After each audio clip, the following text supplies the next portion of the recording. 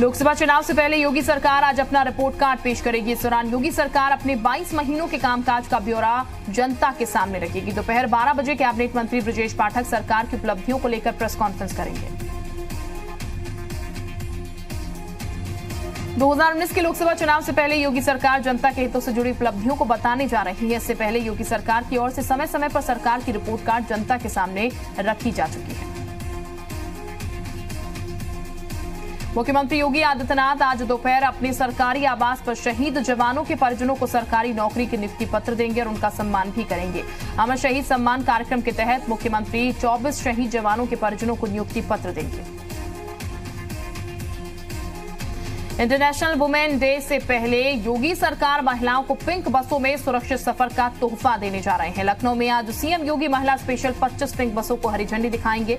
Pink बस सेवा में महिला सुरक्षा का खास ख्याल रखा जाएगा। सफर के दौरान अगर कोई महिला खुद को असुरक्षित महसूस करेगी तो इसके लिए एक पैनिक बटन की सुविधा भी मौजूद रहेगी।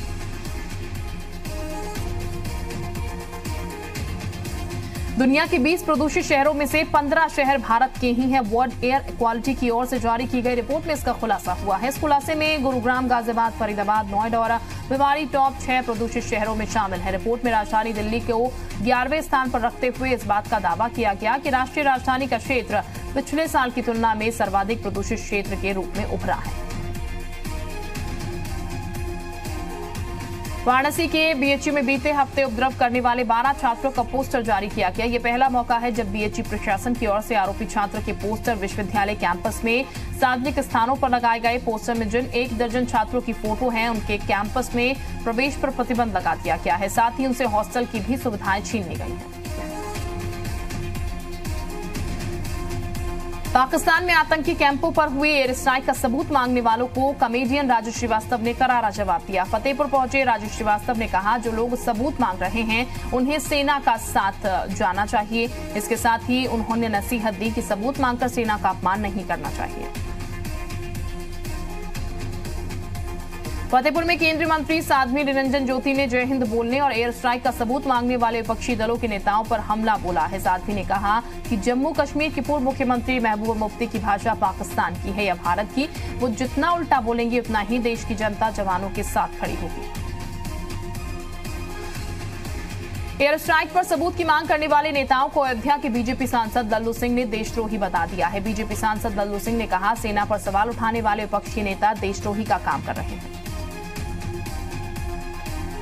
एसपी अध्यक्ष अखिलेश यादव ने भी अब पुलवामा हमले पर सवाल खड़े कर दिए हैं। अखिलेश यादव ने कहा, पुलवामा हमले की देश सच्चाई जानना चाहता है। इस दौरान अखिलेश यादव ने सर्जिकल स्ट्राइक के भी सबूत मांगे।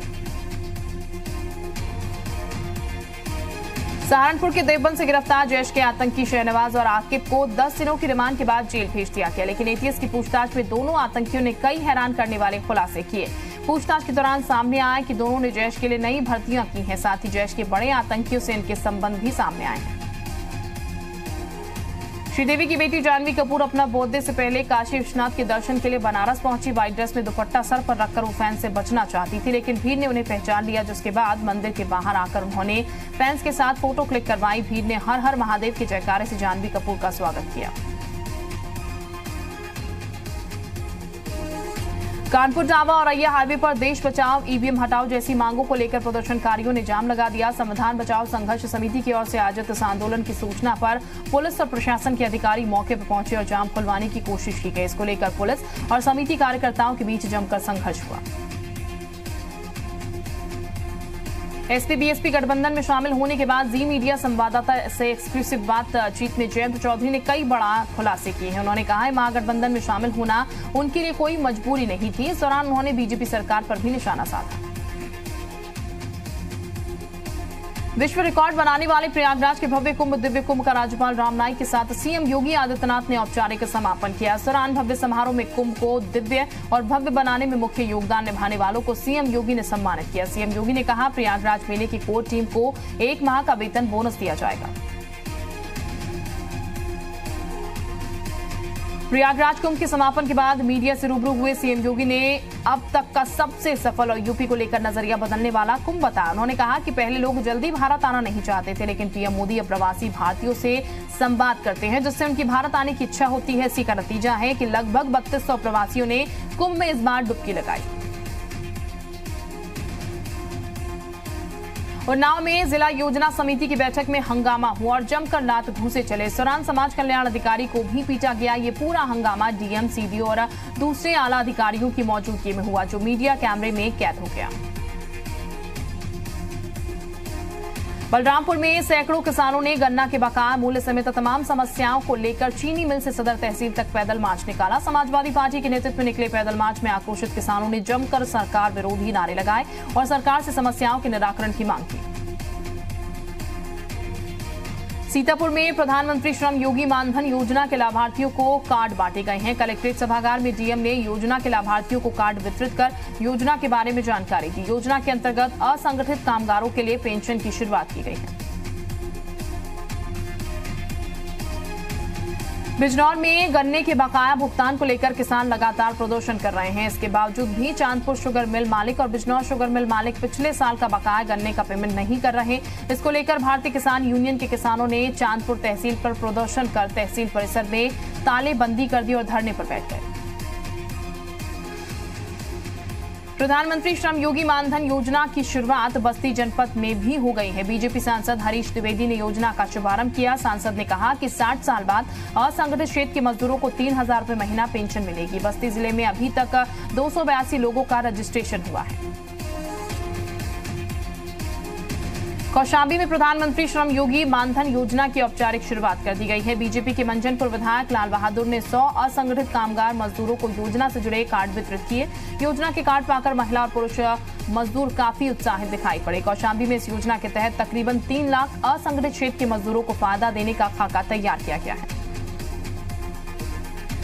पीएम मोदी की कानपुर में 8 मार्च को रैली होनी है। इसको लेकर सुरक्षा व्यवस्था की लगातार मॉनिटरिंग चल रही है। आरएएफ और पुलिस के जवानों ने जनसभा स्थल के आसपास का निरीक्षण किया। आईआईटी की मदद से सुरक्षा व्यवस्था के लिहाज से मैदान के आसपास दायरे में एंटी ड्रोन डिटेक्टर लगाए जा रहे हैं ताकि किसी भी खतरे को तत्काल डिटेक्ट कर लिया जाए। सीतापुर में लोकसभा चुनाव को लेकर हुई बैठक में डीएम ने पुलिस और प्रशासनिक अधिकारियों को चुनाव के मद्देनजर दिशा निर्देश दिए हैं। इसमें उन्होंने बताया कि सेक्टर मजिस्ट्रेट व पुलिस के अधिकारी किन गाड़ियों को चेक कर सकते हैं। आचार संहिता के लगने के बाद सभी पार्टियों के होर्डिंग, पोस्टर, बैनर हटाने के निर्देश दिए गए हैं। झांसी के अमरा गांव में भजन कार्यक्रम के नाम पर अश्लील डांस की महफिल का वीडियो सामने आया है। शिवरात्रि के दिन भजन संध्या के कार्यक्रम में जमकर अश्लीलता के ठुमके लगे। भक्ति वाले मंच पर जमकर अश्लील डांस हुआ। इस दौरान बार बालाओं पर लोगों ने जमकर नोट भी उड़ाए। वहीं पुलिस वालों ने भी अश्लील डांस का लुत्फ उठाया। आगरा में पंजाब के करनाल के रहने वाले फौजी ने राइफल से गोली मारकर आत्महत्या कर ली है। पुलिस ने शव को कब्जे में लेकर पोस्टमार्टम के लिए भेज दिया है। तो वहीं पुलिस पूरे मामले की जांच पड़ताल में जुट गई है। मामला थाना सदर सीओडी के अंदर का है। हरमिंदर सिंह सीओडी में कई वर्षों से तैनात हैं और वो पिछले कई दिनों से तनाव में चल रहे थे। आगरा में सड़क हादसे में 4 लोग गंभीर रूप से घायल हो गए हैं। स्कॉर्पियो गाड़ी के अनियंत्रित होकर पलट जाने से हादसा हुआ। बताया जा रहा है कि तेज बारिश के बाद सड़क पर हुई फिसलन के चलते गाड़ी हादसे का शिकार हो गई। नोएडा के सेक्टर 39 इलाके में पुलिस ने संदिग्ध हालत में i20 कार पकड़ी है। कार के अंदर भारी मात्रा में कई इंटरनेशनल ब्रांड की विदेशी शराब बरामद की गई है, जिसकी कीमत लाखों में बताई जा रही है। पुलिस ने मामला दर्ज कर तफ्तीश शुरू कर दी है। जौनपुर में सास बहू ने ट्रेन के सामने कूदकर खुदकुशी कर ली, जिसके बाद से इलाके में दहशत का माहौल है। बहू के परिवार वालों ने उसके पति पर प्रताड़ना का आरोप लगाया है। पुलिस केस दर्ज कर मामले की जांच में जुट गई है।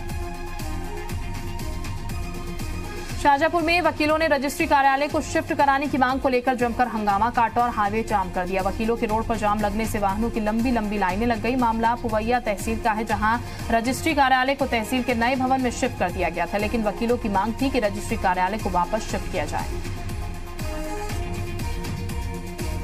इटावा के चकनगर पुलिस थाने में बने कुएं में कूदकर युवक ने खुदकुशी कर ली। युवक के खुदकुशी करने की वजह का खुलासा नहीं हुआ है। पुलिस के माने तो शराब के नशे में हादसा हुआ। वहीं घटना की जानकारी मिलने पर मृतक के परिजनों ने स्थानीय लोगों के साथ मिलकर थाने में जमकर हंगामा मचाया।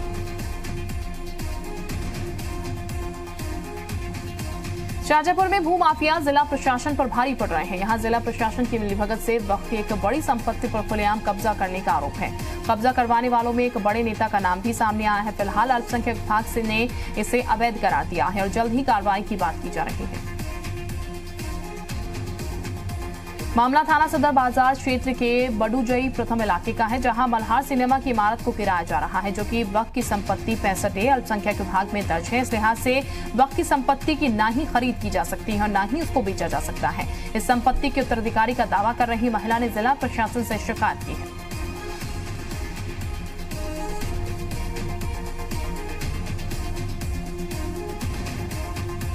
चित्रकूट में चल रहे राष्ट्रीय रामायण मेले में लगी कृषि विभाग की प्रदर्शनी किसानों के लिए आकर्षण का केंद्र बनी हुई है। कृषि विभाग ने प्रदर्शनी के जरिए किसानों को जागरूक करने के लिए कृषि से संबंधित तमाम जानकारियां देने का इंतजाम किया। साथ ही किसानों के मनोरंजन का भी प्रबंधन किया, जहां पर करीबी जिलों के अलावा बाहर से आए किसान भी खेती संबंधित जानकारियां हासिल कर रहे हैं। 7 साल की बच्ची से दुष्कर्म के प्रयास में पुलिस ने एक मदरसा संचालक को गिरफ्तार कर लिया है। मदरसा संचालक पर आरोप है कि 2 महीने से छात्रा को डरा धमकाकर उसके साथ अश्लील हरकतें कर रहा था। दरअसल रामपुर के थाना अजीम नगर क्षेत्र के गांव डाकपुरी टांडा में तलहा नाम का एक शख्स बच्ची को दीनी तालीम देता है। तलहा पर आरोप है कि इसने 7 साल की छात्रा को अपनी हवस का शिकार बनाने की कोशिश की। मुरादाबाद के कटघर इलाके में एक एक्सपोर्ट फर्म में देर रात भीषण आग लग गई। आग शॉर्ट सर्किट की वजह से लगी। राहत की बात यह रही कि यहां मौजूद लोग बाल बाल बच गए। लोगों ने बताया कि आग की वजह से लाखों का नुकसान हो गया। डीजीपी ओपी सिंह हाल सिपाही अजीत यादव का हाल जानने लखनऊ के ट्रॉमा सेंटर पहुंचे। डीजीपी ने सिपाही और उसके परिजनों से बात की। इसके साथ ही इलाज कर रहे डॉक्टर से भी बात की। लखनऊ में बदमाशों की गोली लगने के बाद भी घायल सिपाही अजीत यादव ने हिम्मत दिखाई और डटकर बदमाशों का पीछा किया। सिपाही ने लोगों की मदद से दोनों बदमाशों को धर दबोचा। बदमाशों से एक तमंचा बरामद किया गया है।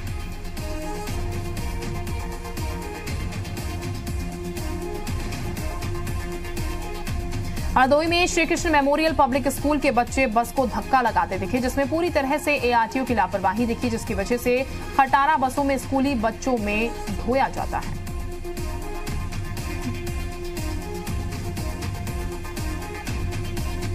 बहराइच में जहरीला फल खाने से 9 बच्चों की हालत बिगड़ गई। आनन फानन में बच्चों को अस्पताल में भर्ती करवाया गया। डॉक्टरों की माने तो सभी बच्चे खतरे से बाहर हैं। दरअसल शहर के मोहल्ला ढापालीपुरवा में कुछ बच्चे शाम को खेल रहे थे। बच्चों ने घर के पीछे लगे पेड़ से फल तोड़कर खा लिए। देखते ही देखते मोहल्ले के 9 बच्चों ने फल खा लिए, जिसके खाते ही सभी बच्चे बीमार हो गए।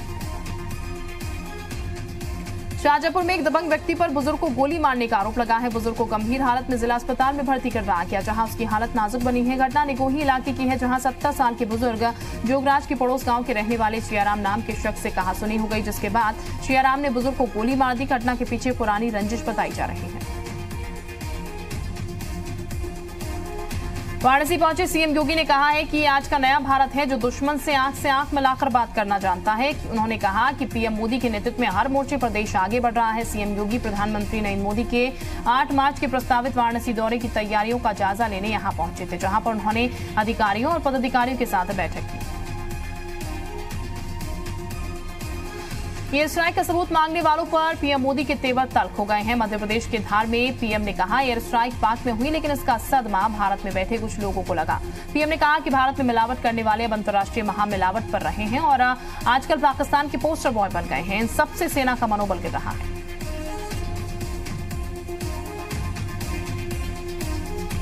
केंद्रीय मंत्री रविशंकर प्रसाद ने कांग्रेस नेताओं की मानसिकता को देश विरोधी करार दिया। रविशंकर प्रसाद ने कहा कि दिग्विजय सिंह को तमीज नहीं है। दिग्विजय सिंह ने कांग्रेस पर सेना के शौर्य का मजाक बनाने का आरोप लगाया।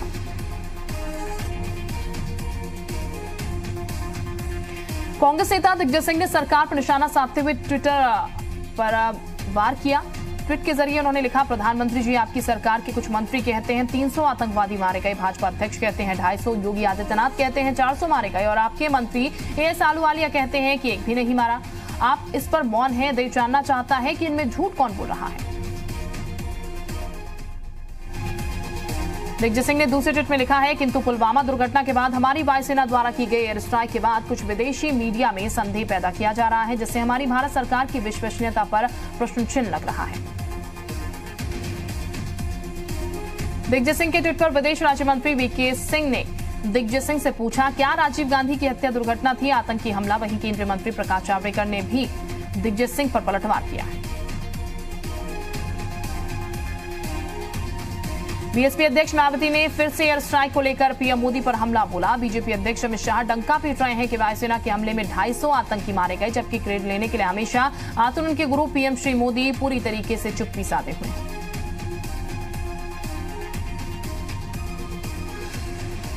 आतंकवाद के खिलाफ भारत के कड़े तेवर देखकर पाकिस्तान डर गया है और इस वजह से मसूद अजहर की गिरफ्तारी जल्द मुमकिन हो सकती है। पाकिस्तान के गृह मंत्रालय ने मसूद की गिरफ्तारी की सिफारिश इमरान खान से की है। वहीं मसूद अजहर के भाई और बेटे समेत 44 आतंकियों को हिरासत में लिया गया है।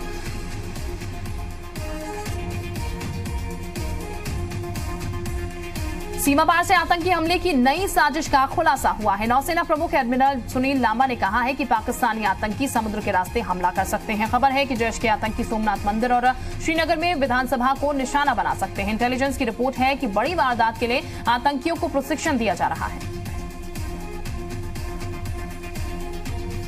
वहीं रक्षा मंत्री निर्मला सीतारमण ने कहा है कि पाकिस्तान के बालाकोट पर हवाई हमला सैन्य कार्रवाई नहीं था, इसमें आम नागरिकों को कोई नुकसान नहीं पहुंचा है। ये आतंकी अड्डों के खिलाफ कार्रवाई थी। वहीं निर्मला सीतारमण ने कहा कि पाक में घुसकर की गई एयर स्ट्राइक में कितने आतंकी मारे गए ये जानकर सरकार नहीं बताएगी।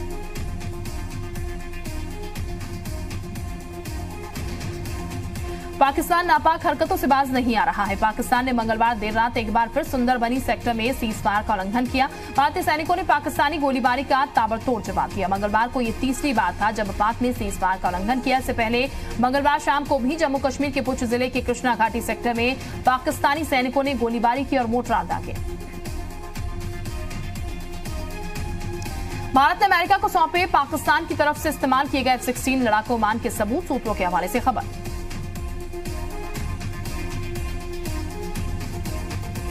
हिंदुस्तान की पाकिस्तान को पूरी दुनिया में अलग थलग करने की कवायद जारी। भारत ने साफ संकेत दिए कि आतंक के खिलाफ उसकी लड़ाई लगातार जारी रहेगी। खबर है एनएसए अजीत डोभाल ने अमेरिकी एनएसए जॉन बोल्टन से सुरक्षा हालात पर बात की है। जानकारी के मुताबिक डोभाल ने फोन पर जॉन बोल्टन से बात की और भारत पाक के बीच चल रहे हालात से रूबरू करवाया।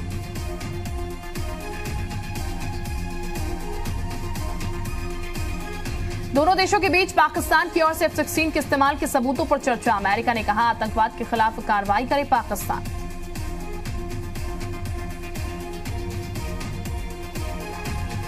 विदेश मंत्रालय ने कहा आतंकी हमला होने की स्थिति में सारे ऑप्शन खुले। मसूद पर बैन लगाने के लिए दुनिया भर के देशों से संपर्क कर रहा है भारत। विदेश मंत्रालय के सूत्रों के मुताबिक जैश समेत आतंकी संगठनों पर भारत की नजर। भारत दबाव बनाने में रहा कामयाब।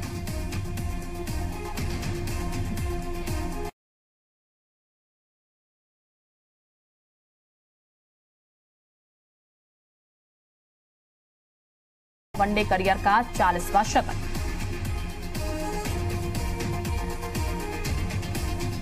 अमेरिका ने भारत की व्यापार और निवेश नीतियों के खिलाफ एक बड़ा कदम उठाते हुए अपनी जीरो टैरिफ नीति को खत्म करने का फैसला किया।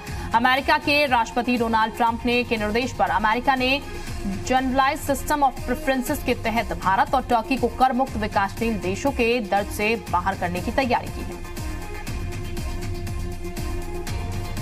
त्रिवेंद्र सरकार आज प्रदेश के बेरोजगार युवाओं को रोजगार के अवसर देने जा रही है, जिसके लिए आज युवाओं से सीधा संवाद किया जाएगा। जानकारी की माने तो देहरादून के परेड ग्राउंड में 50 से ज्यादा कंपनियां युवाओं को रोजगार के अवसर और उद्यमिता के लिए दिशा निर्देश देगी।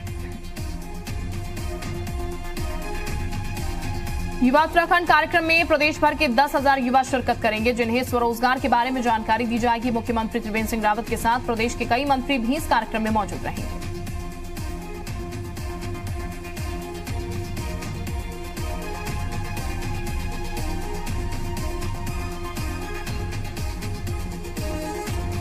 काशीपुर में संविधान बचाओ संघर्ष समिति ने भारत बंद के तहत उप जिला अधिकारी कार्यालय पर प्रदर्शन किया। काशीपुर शाखा के अध्यक्ष लल्लू सिंह के नेतृत्व में कई कार्यकर्ता और पदाधिकारी काशीपुर उप जिला अधिकारी कार्यालय पहुंचे और अपना विरोध जताया। प्रदर्शनकारियों ने SC, ST और OBC को उनकी जनसंख्या के आधार पर पर्याप्त प्रतिनिधित्व दिया जाना, OBC पर क्रीमी लेयर हटाने, निजी क्षेत्र में आरक्षण का कानून लागू करने समेत कई मांगे उठाई। हरिद्वार में मोदी टी स्टॉल नाम की चाय की एक दुकान लोगों के बीच काफी लोकप्रिय हो रही है। बड़ी संख्या में लोग यहां चाय की चुस्कियां लेने पहुंच रहे हैं। स्थानीय लोगों के साथ साथ हरिद्वार घूमने आ रहे सैलानी भी यहां पर चाय पीने का लुत्फ लेने पहुंच रहे हैं। पीएम मोदी से प्रभावित होकर दुकानदार ने अपनी दुकान का नाम मोदी टी स्टॉल रखा है।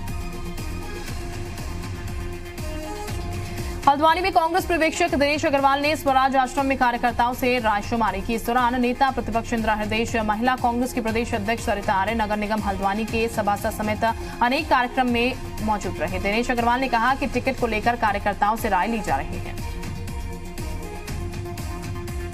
उधम सिंह नगर में सीमांत क्षेत्र खटीमा के गन्ना किसानों ने अपनी फसल के भुगतान को लेकर खटीमा तहसील परिसर में जोरदार धरना प्रदर्शन किया। प्रदर्शनकारी किसानों ने कहा कि चीनी मिल को शुरू हुए 90 दिनों से अधिक का समय बीत चुका है, लेकिन गन्ना किसानों को उनकी फसल का भुगतान नहीं हुआ है, जिससे गन्ना किसान आर्थिक संकट से जूझ रहा है।